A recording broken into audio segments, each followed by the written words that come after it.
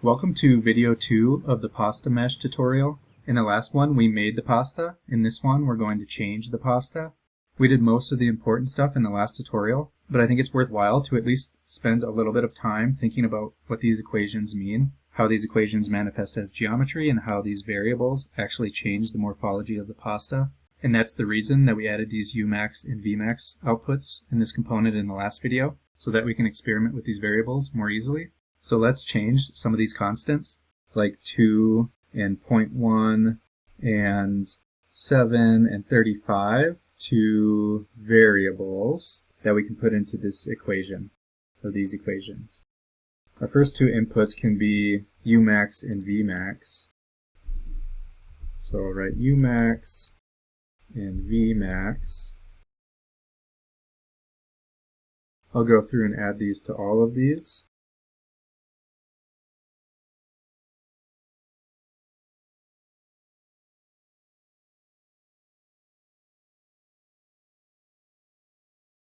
And we're doing this so we can change the number of U and V inputs, because if you look at these equations, you might notice a relationship between like 35 and 70 and 7 and 70 and 30 and 150. There's a mathematical relationship here. So V is connected directly to this 30 number here, and the number of V inputs is 150. So there might be a reason that 150 divided by 5 is 30, so there might be some connection there. As you spend more time with equations like this, you can start to guess or intuit like what connections are there, and it's probably worthwhile for me to even make a separate tutorial that goes through how you would actually write an equation like this, or a set of 3 equations like this. That would make understanding these a lot easier, but for now we can just kind of play around with the different inputs and see how it changes the shape. So now we have inputs for Umax and Vmax. Let's just plug these in.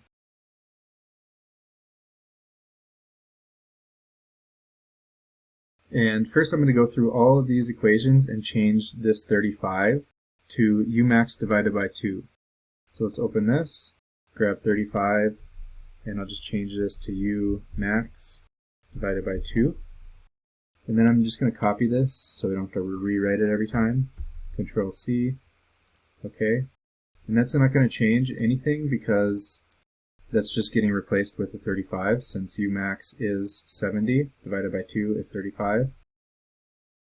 But this is making it so that if we change the 70 and 150, it won't break what's coming out quite as much. It'll change it, but there will still be a little more coherence there. So let's go into the last one and hit Control V, so now we have Umax divided by 2. And then let's change the 7 to Umax divided by 10. 70 divided by 10 is 7. So Control V, but now let's say divided by 10. Highlight 7, Control V.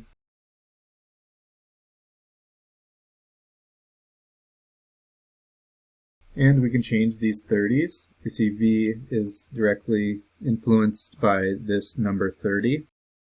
And our Vmax is 150. So 150 divided by 5 is 30. So we can replace all these 30s with Vmax divided by 5. Parentheses, open and close. Vmax divided by 5. Then I'm going to copy this. And there's nothing in the z equation to change here. We could change to 6, but we'll just leave that for a different variable. But just to see what difference this might make, let's change these numbers a little bit. Maybe let's try 50 and 200. Now we have a longer one. Say 60 and 120.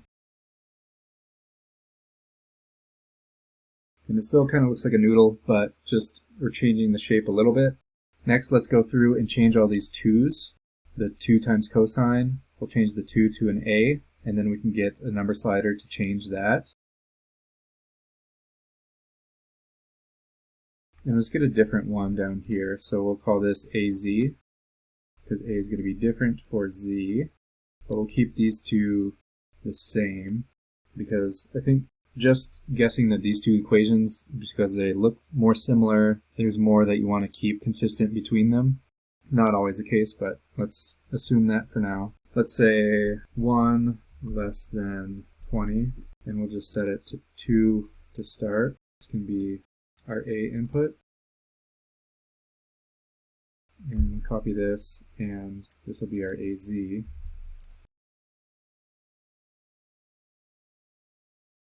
So change this 2 to A, and this one to AZ. So what happens if we make this 4? We get a fatter noodle. What happens if we make this 4? Much fatter in all directions. So you can see now it's fat in the Z direction also. And we're starting to get a mesh that overlaps. Not a big deal for us, but of course something you'd want to pay attention to if you're doing like 3D printing or something.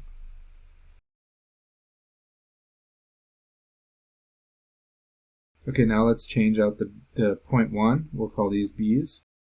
B.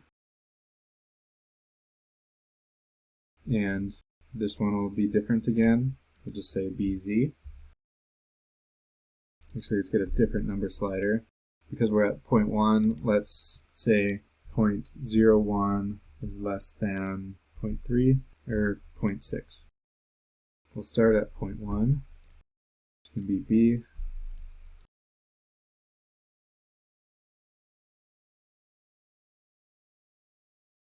And copy this, and this can be BZ. Now let's change out point 1 with B. This is supposed to be BZ. So what happens if we change BZ to 0.5? Looks like these are changing the height of our grooves. Let's change AZ back to, we'll say, 2. Make this a little smaller. 3. We have a little loop down here now. 0.5 is too big if we want to avoid overlapping, so we'll just say 0.2.